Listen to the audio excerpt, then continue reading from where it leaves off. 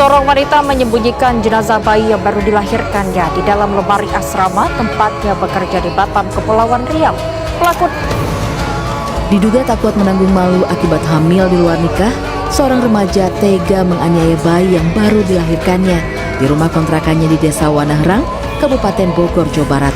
Ratusan pelajar SMP dan SMA di Ponorogo, Jawa Timur yang hamil di luar nikah.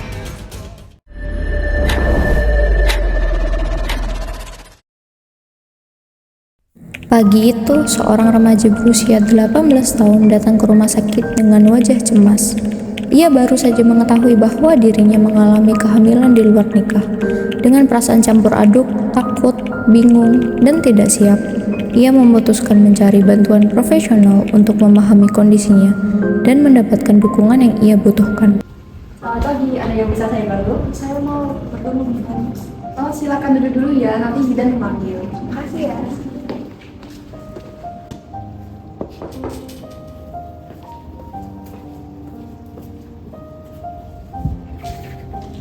Sebelumnya benar dengan Kak Vika? Iya. Perkenalkan saya Andi selaku perawat di sini.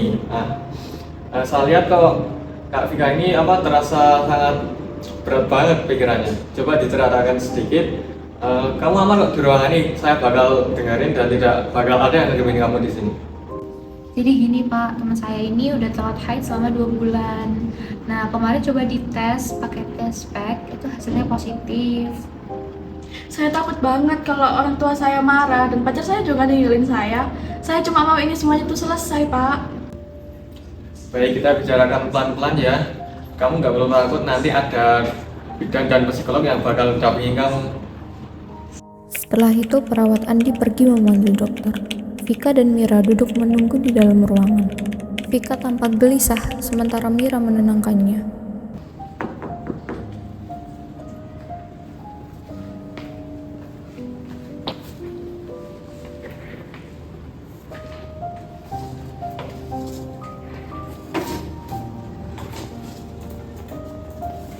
Ya, jadi di sini kami sudah menerima hasil tes kamu dan kamu hamil usia 8 minggu. Kamu dalam kondisi stabil. Sekarang kita akan membahas pilihan. Semua pilihan berdasarkan aturan, keamanan, dan etika yang berlaku. Kamu bebas untuk memilih, tidak ada keputusan yang dipaksakan. Karena kesehatan fisik dan emosi kamu merupakan prioritas kami. Yang pertama, kamu bisa melanjutkan kehamilan dengan dukungan keluarga dan fasilitas kesehatan. Yang kedua, jika mempertimbangkan penghentian kehamilan, kita menuju konsultasi hukum dan medis sesuai aturan. Tapi saya takut kalau bilang ke orang tua saya. Kamu bisa mendapat konseling lanjutan jika kamu takut dengan reaksi keluarga. Karena Vika masih terlihat belum stabil dan butuh pendampingan lebih lanjut, ia kemudian diarahkan untuk bertemu dengan psikolog. Sementara itu, Mira keluar untuk mengurus administrasi. Halo Vika, kamu udah hebat, berani datang ke tempat yang tepat. Boleh saya bantu untuk mengatur rasa ketakutan kamu? Saya tidak akan memaksa kamu untuk mengambil keputusan ini. Saya bingung, bisa nggak sih Bu kalau misalnya saya mau aborsi? Saya mengerti kamu ingin keluar dari situasi ini, tapi saran saya lebih baik ini diselesaikan secara aman dan secara hukum. Setelah Vika dan Mira keluar dari ruangan, seorang petugas promkes menghampiri mereka. Petugas itu memberi dukungan singkat lalu menjelaskan langkah-langkah yang perlu dilakukan selama kehamilan. Terima kasih ya Vika, kamu sudah mau ngobrol siang ini. Tentu kondisi ini merupakan kondisi yang sangat sulit bagi kamu. Dan kebetulan di sini saya membawa poster, di mana poster ini itu berisi tentang informasi terkait kehamilan yang kamu alami saat ini, tentang perubahan fisik yang mungkin kamu alami saat menjalani proses kehamilan nanti, dan juga fasilitas kesehatan yang bisa kamu kunjungi seperti rumah sakit dan juga puskesmas. Tapi gak semua informasi yang ada di poster ini kamu pahami sekarang ya. Yang penting yang kamu rasakan sekarang adalah perasaan nyaman, tenang, dan juga gak takut lagi.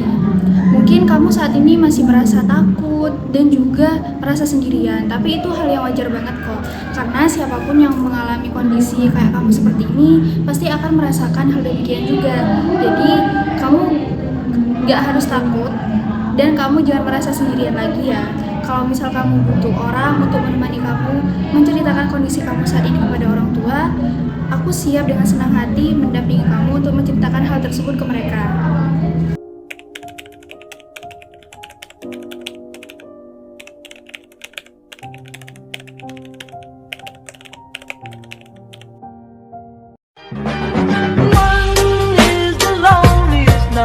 That you'll ever do. Two can be as bad as one.